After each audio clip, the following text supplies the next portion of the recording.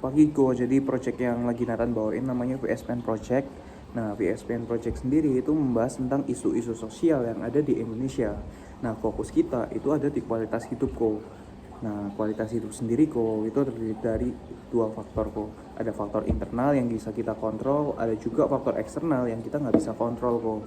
Nah, contoh dari faktor eksternal seperti orang yang membuang sampah sembarangan, pencemaran lingkungan, pencemaran udara yang akhirnya mungkin mengakibatkan lingkungan di sekitar kita kok itu cukup memprihatinkan kok. Tapi tentu ada juga yang bisa kita kontrol. Contohnya seperti makanan kita makan sehari-hari kok. Nah, Koko sendiri lebih suka junk food atau healthy food kok? Oh, junk food ya kok ya.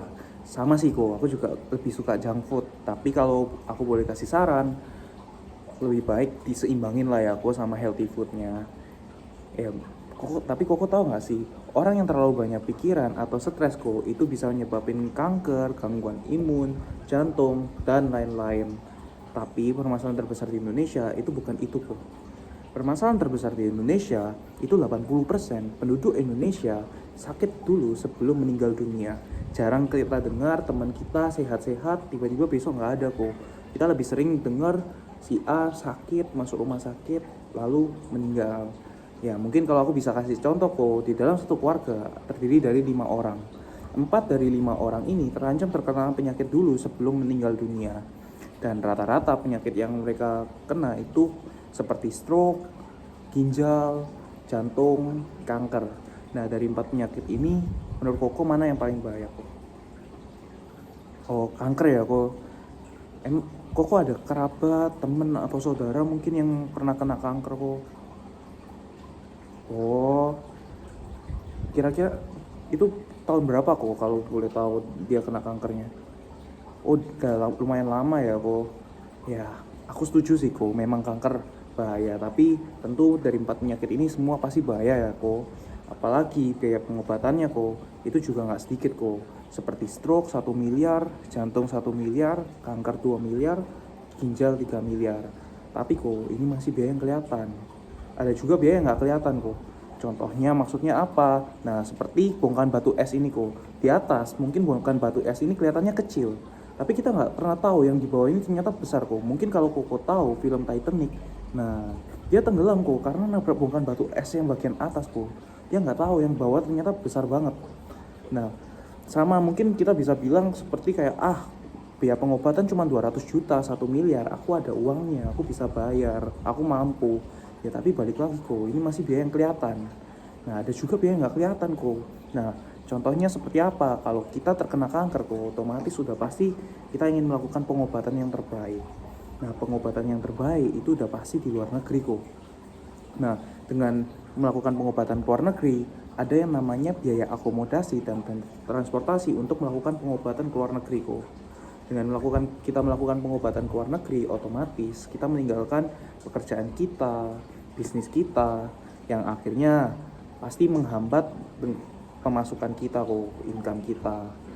Terus bagaimana kok dengan kepercayaan pelanggan atau pemasok? Belum lagi masa depan karirnya gimana juga kok. Belum lagi nanti stres, belum bayar cicilan rumah, mobil, kartu kredit, biaya anak, dan semua total kerugiannya kok itu 5 kali dari biaya pengobatan. Nah, inti sharing aku hari ini kok, aku ada satu analogi sepasang suami istri, mereka bekerja.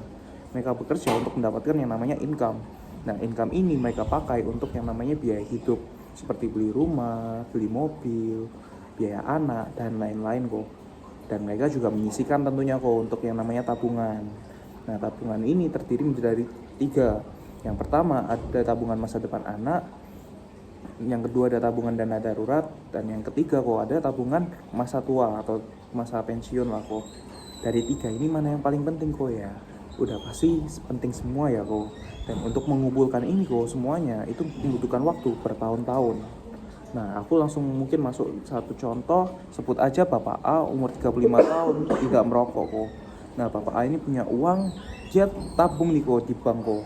Di tahun pertama, Bapak A nabung 3 juta per bulan.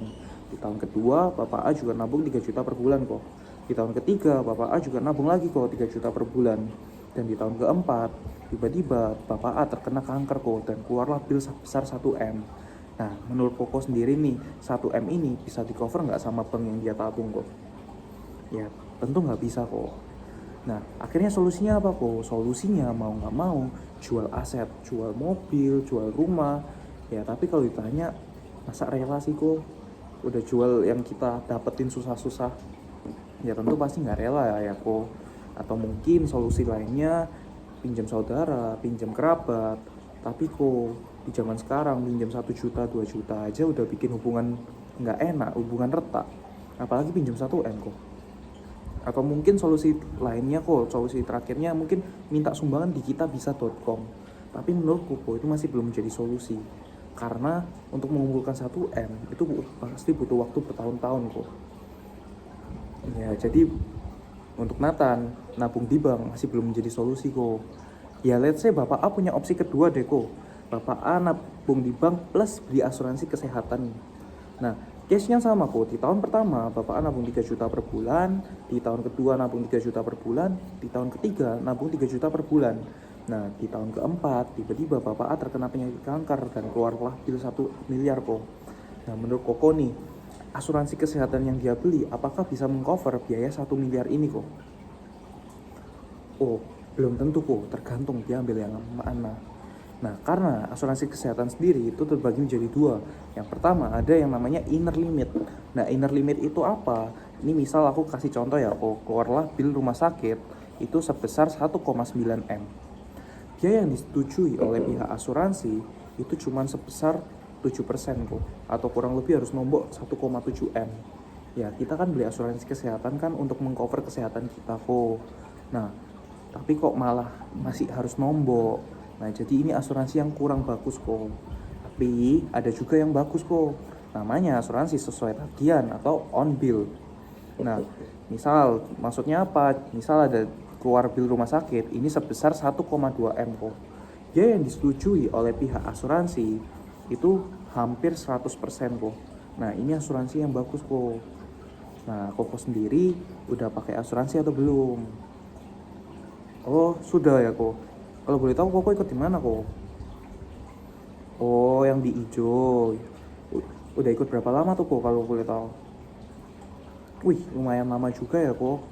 Itu ikut di saudara atau temen? Di teman sendiri ya. Premi per bulannya berapa tuh kok? Oh ya lumayan ya kok. Ya berarti kok bagus lah. Udah open minded lah sama insurance. Karena kan nggak semua orang itu open minded kok sama insurance. Ya aku izin lanjut ya kok. Tapi kok buat Nathan nabung di bank plus beli asuransi kesehatan itu masih belum menjadi solusi kok. Karena gini kok, orang yang udah terkena kanker dia apa masih bisa bekerja 9 to 5, kerja produktif lagi? Ya udah pasti nggak bisa kerja kok. Pasti kan harus pengobatan, harus istirahat, bed rest. Nah dengan begitu akhirnya income-nya ya udah pasti terhambat kok. Karena kan dia nggak bekerja. Mau nggak mau dia hidup dari yang namanya saving atau tabungan. Tapi kembali lagi kok, tabungan kan ada limitnya. Lama-lama juga bisa habis. Belum lagi yang masih berjalan itu namanya biaya hidup kok. Nah kalau Koko tahu kan Koko ikut insurance nih kok. Nah per bulannya kan juga ada yang namanya bayar premi. Nah Bapak A ini kok makan aja udah susah, apalagi bayar premi kok. Nah jadi buat Nathan nabung di bank plus bayar asuransi kesehatan itu masih belum menjadi solusi kok. Nah solusinya apa? Solusinya itu di program yang lagi Nathan kembangin sekarang kok. Namanya Financial Stability Program kok, atau kita singkat biasanya FSP. Nah di FSP ini kok case-nya sama mungkin. Bapak A nabung di tahun pertama 3 juta per bulan, di tahun kedua 3 juta per bulan, di tahun ketiga 3 juta per bulan. Tiba-tiba di tahun keempat terkenalah kanker kok. Nah keluar bil sebesar 1 miliar. Bil 1 miliar ini kita cover kok, sama kayak asuransi-asuransi pada umumnya. Tapi keunggulan kita kasih uang 1M cash. Kenapa kita kasih uang 1M cash kok? Karena kembali lagi kok, orang yang udah terkena kanker dia udah pasti gak bisa kerja kok. Otomatis pasti menghambat income-nya. Belum lagi biaya hidupnya masih jalan. Nah kita kasih uang 1M cash ini itu untuk biaya hidupnya kok. Seperti mungkin bayar cicilan rumah, cicilan mobil, cicilan biaya anak, dan lain-lain kok. Dan mungkin kalau di asuransi pada umumnya ada yang namanya bayar premi, masih bayar premi ya kok. Nah, di FSP ini kok di bulan-bulan berikutnya itu tidak usah bayar premi, dan itu sampai usia 65 tahun, dan itu dijamin kok. Karena buat apa nih kok kita kok kasih uang 1 M cash, tapi kalau di bulan-bulan berikutnya kok jangan lupa ya bayar iuran premi lagi, kan ya sama aja kok. Kita minta 1 M itu kembali secara pelan-pelan. Kita nggak mau kok uang 1 M cash ini itu untuk biaya hidupnya, untuk keberlangsungan hidupnya. Makanya namanya Financial Stability Program, untuk menstabilitaskan financial seseorang. Nah, let's say nih kok bapak udah melakukan pengobatan 1 tahun, 2 tahun, tiba-tiba meninggal dunia dipanggil Tuhan kok. Kita tetap kasih uang 1 M cash lagi. Ini untuk keluarga yang ditinggalkan, untuk istri, untuk anak-anaknya. Ya memang sih kok 1 M ini mungkin nggak berarti bagi nyawa seseorang, tapi setidaknya bapak A ini pergi meninggalkan warisan, bukan meninggalkan utang kok. Atau let's say deh kok Tuhan kasih kesempatan kedua, Tuhan nyembuhin total bapak A ini, kankernya hilang. Tapi waktu bapak A pulang dari kantor tiba-tiba kecelakaan kok, kita kasih uang 1 M cash lagi kok. Dan kita kasih kartu sakti. Kartu sakti ini itu biaya rawat inap di seluruh rumah sakit Asia dengan fasilitas VIP, one bed, kamar mandi dalam, dan itu on bill kok, cashless. Nah, jadi menurut Koko dari 3 opsi yang Nathan jelasin tadi, mana yang paling bagus kok? Yang pertama nabung di bank, yang kedua nabung di bank plus beli asuransi kesehatan, yang ketiga di FSP kok.